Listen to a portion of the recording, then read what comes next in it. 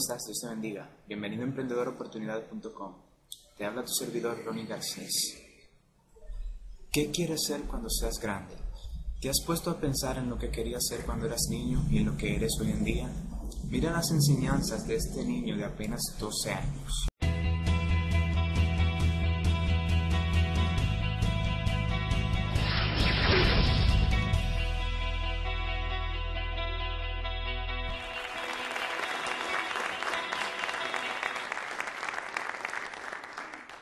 When you're a kid, you get asked this one particular question a lot.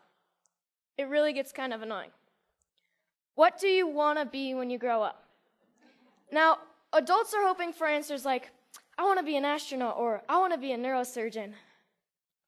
You adults and your imaginations. Kids, they're most likely to answer with pro skateboarder, surfer, or Minecraft player. I asked my little brother and he said, seriously, dude, I'm 10. I have no idea. Probably a pro skier. Let's go get some ice cream.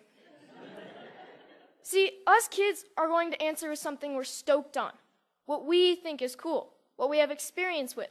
And that's typically the opposite of what adults want to hear. But if you ask a little kid, sometimes you'll get the best answer. Something so simple, so obvious, and really profound. When I grow up, I want to be happy. For me, when I grow up, I want to continue to be happy, like I am now. I'm stoked to be here at TEDx. I've been watching TED videos for as long as I can remember, but I never thought I'd make it on stage here so soon. I just became a teenager, and like most teenage boys, I spend most of my time wondering, how did my room get so messy all on its own? Did I take a shower today? And the most perplexing of all, how do I get girls to like me? Neuroscientists say that the teenage brain's pretty weird. Our prefrontal cortex is underdeveloped, but we actually have more neurons than adults, which is why we can be so creative and impulsive and moody and get bummed out.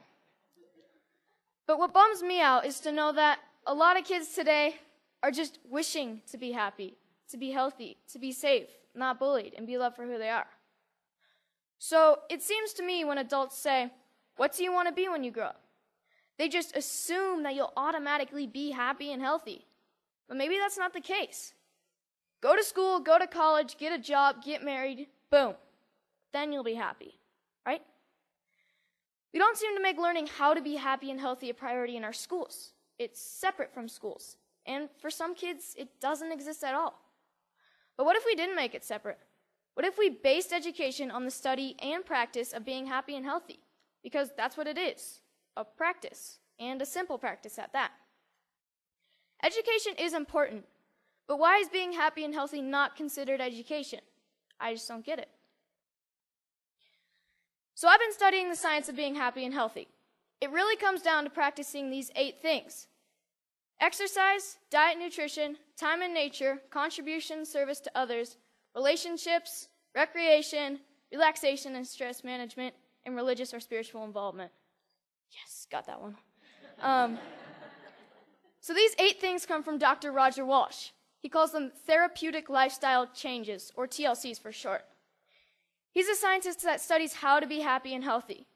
In researching this talk, I got a chance to ask him a few questions like, do you think that our schools today are making these 8 TLCs a priority? His response was no surprise. It was essentially no. But he did say that many people do try to get this kind of education outside of the traditional arena, through reading and practices such as meditation or yoga. But what I thought was his best response was that much of education is oriented, for better or worse, towards making a living rather than making a life. In 2006, Sir Ken Robinson gave the most popular TED Talk of all time, Schools Kill Creativity. His message is that creativity is as important as literacy, and we should treat it with the same status. A lot of parents watch those videos. Some of those parents, like mine, counted it as one of the reasons they felt confident to pull their kids from traditional school, to try something different. I realize I'm part of this small but growing revolution of kids who are going about their education differently. And you know what? It freaks a lot of people out. Even though I was only 9 when my parents pulled me out of the school system, I can still remember my mom being in tears when some of her friends told her she was crazy and it was a stupid idea.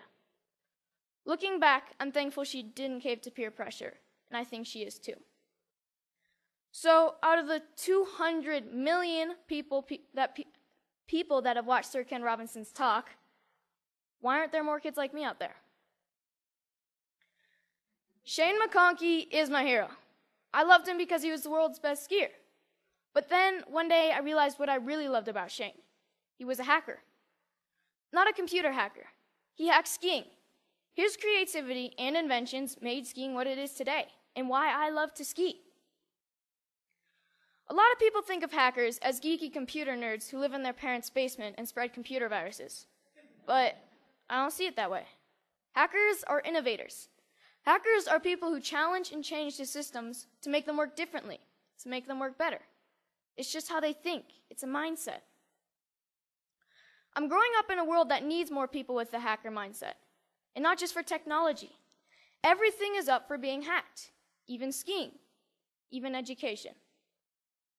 So whether it's Steve Jobs, Mark Zuckerberg, or Shane McConkey, having the hacker mindset can change the world. Healthy, happy, creativity, and the hacker mindset are all a large part of my education. I call it hack schooling. I don't use any one particular curriculum, and I'm not dedicated to any one particular approach. I hack my education. I take advantage of opportunities in my community and through a network of my friends and family.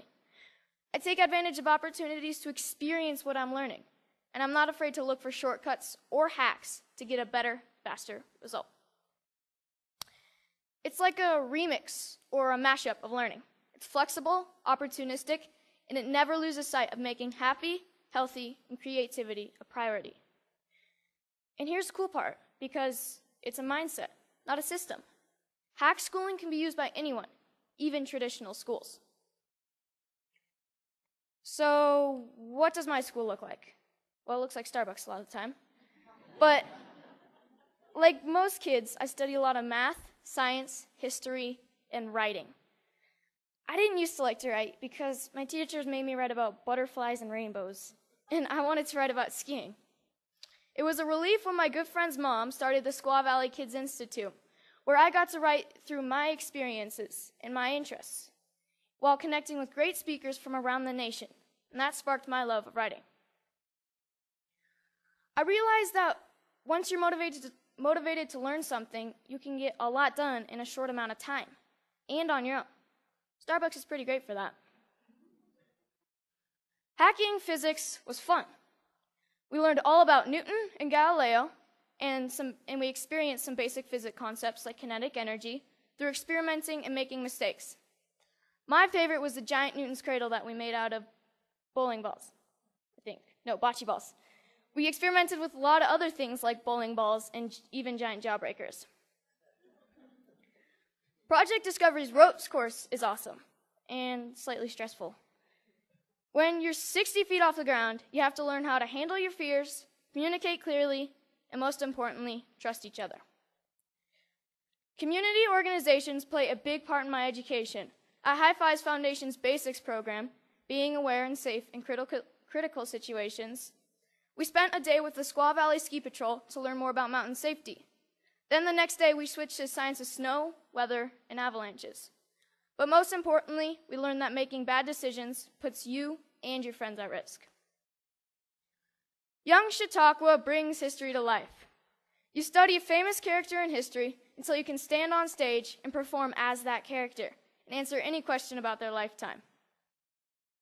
In this photo, you see Al Capone and Bob Marley getting grilled with questions at the historical Piper's Opera House in Virginia City, the same stage where Harry Houdini got his start. Time in nature is really important to me. It's calm, quiet, and I get to just log out of reality. I spend 1 day a week outside all day. At my Foxwalker classes, our goal is to be able to survive in the wilderness with just a knife. We learn to listen to nature. We learn to sense our surroundings. And I've gained a spiritual connection to nature that I never knew existed. But the best part is that we get to make spears, bows and arrows, fires with just a bow drill, and survival shelters for the snowy nights when we camp out. Hanging out at the Moment Factory, where they hand make skis and design clothes, has really inspired me to one day have my own business. The guys at the factory have showed me why I need to be good at math, be creative, and get good at sewing. So I got an internship at Big Truck Brand to get better at design and sewing. Between fetching lunch, scrubbing toilets, and breaking their vacuum cleaner, I'm getting to contribute to clothing design, customizing hats, and selling them. The people who work there are happy, healthy, creative, and stoked to be doing what they're doing. This is by far my favorite class. So this is where I'm really happy. Powder days. And it's a good metaphor for my life, my education, my hack schooling. If everyone skied this mountain, like most people think of education, everyone would be skiing the same line, probably the safest, and most of the powder would go untouched. I look at this and see 1,000 possibilities. Dropping the cornice, shredding the spine, looking for a tranny from cliff to cliff. Skiing to me is freedom, and so is my education. It's about being creative, doing things differently. It's about community and helping each other. It's about being happy and healthy among my very best friends. So I'm starting to think I know what I might want to do when I grow up. But if you ask me, what do I want to be when I grow up? I'll always know that I want to be happy. Thank you.